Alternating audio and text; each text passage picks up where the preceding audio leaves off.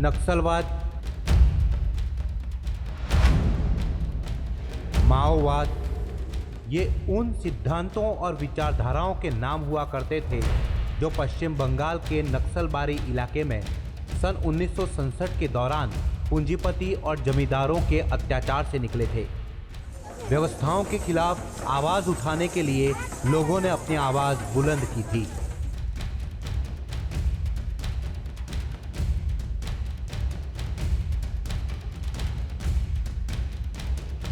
लेकिन आज इसका स्वरूप बदल चुका है। आज नक्सल सिद्धांतों और विचारधाराओं ने खूनी हिंसा का रूप ले लिया है। सिर्फ खून खराबा, लूट, रंगदारी, अपहरण और बंदूक की नोक पर दहशत फैलाना ही इनका मकसद है। गरीब जनता के मसीहा होने का झूठा चोला ओढ़े इन आतंकवादियों को बस अपनी हुकूमत चलानी है।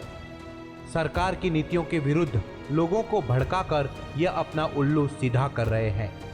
संदेश न्यूज की टीम जा रही है छत्तीसगढ़ के उन खतरनाक बस्तर के जंगलों में जहां नक्सलियों ने अपने खौफ का तांडव मचा रखा है। यहां सुरक्षा बलों को बड़ी ही सावधानी के साथ ऑपरेशन करने होते हैं, क्योंकि जंग किसी और से नहीं बल्कि हमारे भारतीयों से ही लड़नी है।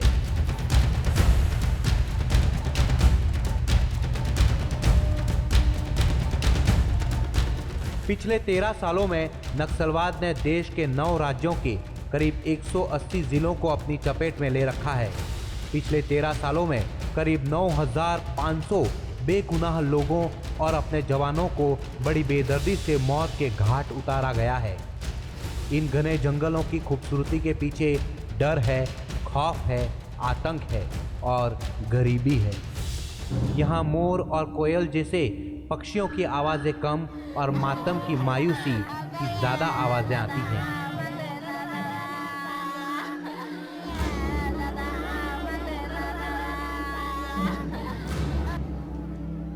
देश के अंदर चलने वाले इस आतंक को रेड टेरर के नाम से भी जाना जाता है। हमें नक्सलग्रस्त इलाकों में ले जाने के लिए कोई तैयार नहीं था, लिहाजा हमने बीएसएफ से मदद मांगी। उत्तरी बस्तर की सुरक्षा की कमान बीएसएफ के पास है। वैसे तो बॉर्डर सिक्योरिटी फोर्स सीमाओं पर तैनात होती है, लेकिन यहाँ बढ़ते नक्सल आतंक को खत्म करने के लिए इस फोर्स को यहाँ तैनात किया गया है। टैंगो 2 पूरे चक्करने के साथ चलेंगे, आप मुक्त पड़ेंगे, ठीक है? ये फोर्स जंगल, नदी और नालों में हर रोज ऑपरेशन करती है। लक्ष्य एक ही है, नक्सलों का खात्मा। हम भी बीएसएफ के साथ हो लिए और हमें भी तलाश थी नक्सलों की। सवेरे जल्दी जवानों ने अपना काम शुरू कर दिया था। जंगलों में सैकड़ों किलोमीटर तक कई दिनों तक लगातार ऑपरेशन चलते हैं। ऐसे में ना केवल जवानों को तंदुरुस्त रहना जरूरी है, बल्कि बीएसएफ के इन जवानों को जंगल वॉर ट्रेनिंग भी दी जाती है।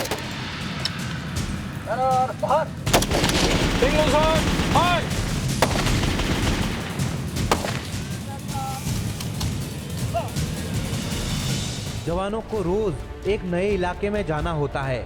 बीएसएफ के जवान तैयार थे।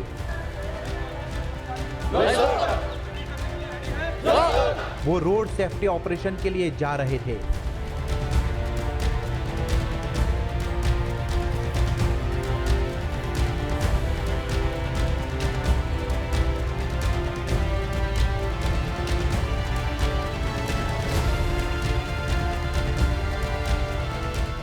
दरअसल नक्सली रोड पर लैंडमाइन बिछा देते हैं और फिर जैसे ही कोई वाहन गुजरता है वो ब्लास्ट कर देते हैं। जवान अपने सारे साजो सामान के साथ ऑपरेशन कर रहे हैं। एंटी लैंडमाइन व्हीकल के जरिए पहले रेकी होती है, फिर सड़क के दोनों किनारों पर सर्च ऑपरेशन शुरू होता है। बीएसएफ के खोजी कुत्ते इसमें खूब माहिर हैं। मेटल डिटेक्टर और एक्सप्लोजिव डिटेक्टर की भी मदद ली जाती है। कुछ हजार लोगों की ऐसी सेना यहाँ मौजूद है जो ना तो इस क्षेत्र का विकास चाहती है, ना ही लोगों की खुशी।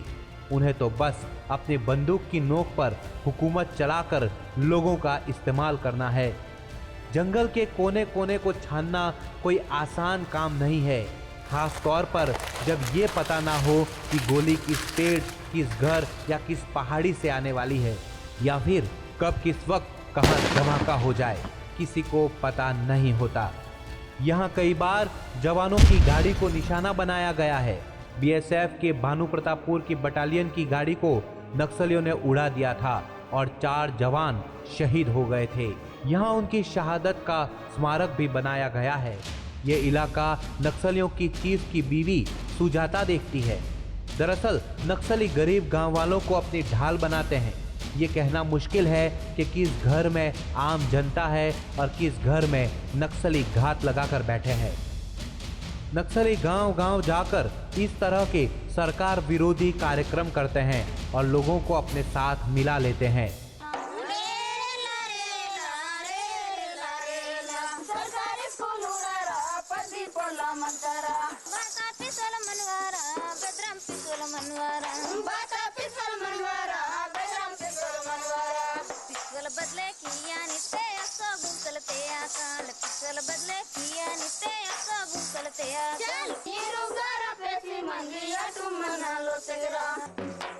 मतलब जनता का समर्थन है, इसीलिए हम लोग यहाँ लड़ रहे हैं। सेंट्रल गवर्नमेंट से और राज्य गवर्नमेंट से ये माड़ का नाम से माड़ को विकास करने के लिए बहुत सारे फंड्स आ रहे हैं, करोड़ों रुपए फंड्स आ रहे हैं, लेकिन ये फंड्स पूरा विधायक कलेक्टर से ऊपर सारे अधिकारी लोग बांट के परसेंट के हिसाब में कमाई कर रहे हैं।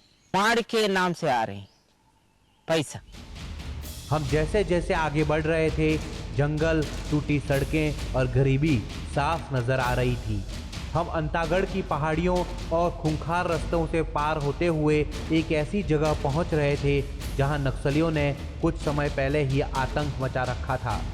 यहां पहुंचने के लिए सिर्फ ये कच्चे रास्ते और घने जंगल हैं। हमने रास्ते में बाइक के ऊपर पेट्रोलिंग करते हुए कुछ जवानों को देखा। ये कुछ अलग था। हमने अब तक कहीं पे भी बाइक पर पेट्रोलिंग करते हुए नहीं देखा।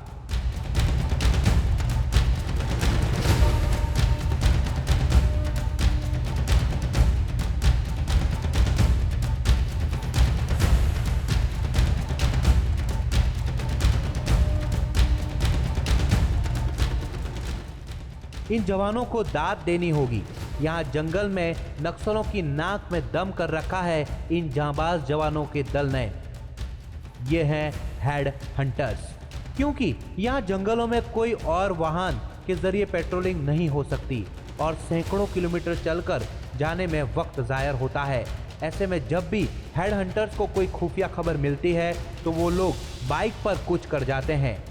हम हेड हंटर्स की छावनी में पहुंचे ही थे कि उन्हें वायरलेस पर एक खुफिया मैसेज मिलता है। यहाँ से बाइक के ऑर्डर पे वी फॉर्मेशन अडॉप्ट करेंगे और शुरू हो जाता है एक और ऑपरेशन। संदेश न्यूज़ भी साथ है। हेड हंटर्स की टीम एक साथ तो निकलती है, लेकिन एक दूसरे के बीच कुछ दूरी रखी जाती है ताकि अगर नक्सलों का शिकार बने तो उसे हैंडल किया जा सके। उनकी खूबी यह है कि जब एक जवान बाइक चला रहा हो उस वक्त दूसरा जवान घात लगाकर मुस्तैद रहता है। करीब 20 मिनट लगातार जंगल में चलने के बाद अब शायद वो जगह आ गई है जहां पहुंचना था। आंधी की तरह हेड हंटर्स की टीम पहुंचती है और तूफान की तरह जंगल को घेर लिया जाता है। ये पूरी तरह एक्शन की टीम है। ये पूरी तरह एक क्विक रेस्पॉन्स टीम है। सामने जंगल में से आने वाली हर छोटी सी आवाज़ इन्हें चौकन्ना कर देती है।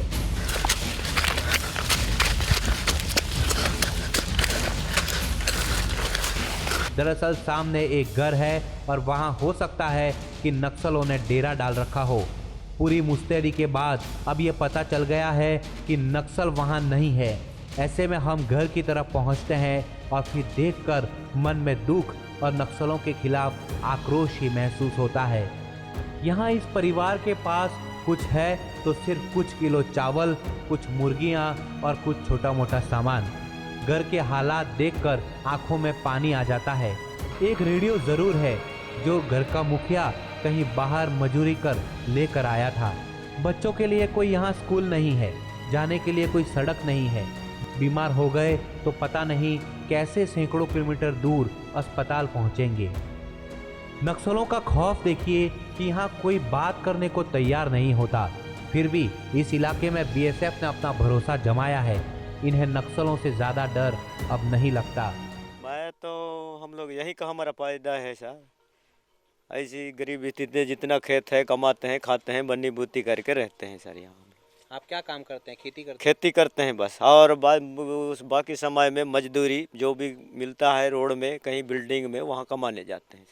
पहले तो बहुत थे, डराते थे? हाँ तो डरा देते हैं पहले। कैसे आते हैं तो क्या करते हैं वो? उन लोग क्या करेंगे, हम लोग के लूटते हैं, चावल दाल लूटें पहले। जहाँ से गावड़े गांव में कैंप बना वहाँ ले, हम उसको नहीं देखा। हेड हंटर्स की क्विक रेस्पॉन्स टीम ने यहाँ बहुत काम किए हैं। सबसे बड़ी बात कि अब यहाँ छोटा मोटा काम होने लगा है, लेकिन कब कौन सी वारदात हो जाए और ये काम कब ठप हो जाए ये कहना मुश्किल है। हेड हंटर्स की टीम में सारे जवानों के हौसलों को दाद देनी होगी। दरअसल नक्सली यहाँ कुछ काम नहीं होने देते। यहाँ अगर कोई सरकारी नुमाइंदा आता भी है तो उसे या तो मौत मिलती है या फिर नक्सलियों की हुकूमत में काम करना होता है। यहाँ नौकरी करने के लिए रंगदारी देनी पड़ती है। ये कहना अनुचित नहीं होगा कि यहाँ प्रत्यक्ष और परोक्ष रूप से एक अलग ही सरकार चल रही है। बस इसी हुकूमत और दहशत के तांडव को खत्म करने के लिए हमारी सुरक्षा एजेंसियां लगातार दिन रात यहाँ काम कर रही हैं। अब हम लोग राव घाट की तरफ बढ़ रहे थे। यहाँ भी रास्ते में हमने देखा कि कोई ऑपरेशन चल रहा था। शायद यहाँ लैंडमाइन की आशंका थी। बीएसएफ कोई कोताही नहीं बरतना चाहती थी। उनके साथ हम भी थे, लिहाजा उनकी जिम्मेदारी बढ़ गई थी। एक डर था कि कहीं कुछ हो ना जाए। यही वजह है कि जिस सड़क से हम गुजर रहे थे वहाँ दूर दूर तक पेट्रोलिंग हो रही थी। वैसे ये इनका रोज का काम है। एक अनजान दुश्मन के हमले के खौफ में ड्यूटी करना बेहद मुश्किल है। शाम ढलने लगी थी, ठंड बढ़ रही थी। अब हम देर शाम एक और सीओपी में पहुंचे। बीएसएफ ने यहाँ अपनी जो सीओपी लगाई है उसके पीछे एक बड़ी कहानी है। करीब 1 साल पहले इस जंगल में इस सीओपी की जगह नक्सलों के कैंप हुआ करते थे, लेकिन बीएसएफ ने यहाँ सबसे बड़ी पोस्ट तैनात की है। यहाँ मंदिर, मस्जिद, गुरुद्वारा सब है। एक तरह से बीएसएफ का पूरा गांव बसा हुआ है। शाम को माँ दुर्गा की आरती चल रही है तो गुरुद्वारे में पाठ चल रहा है।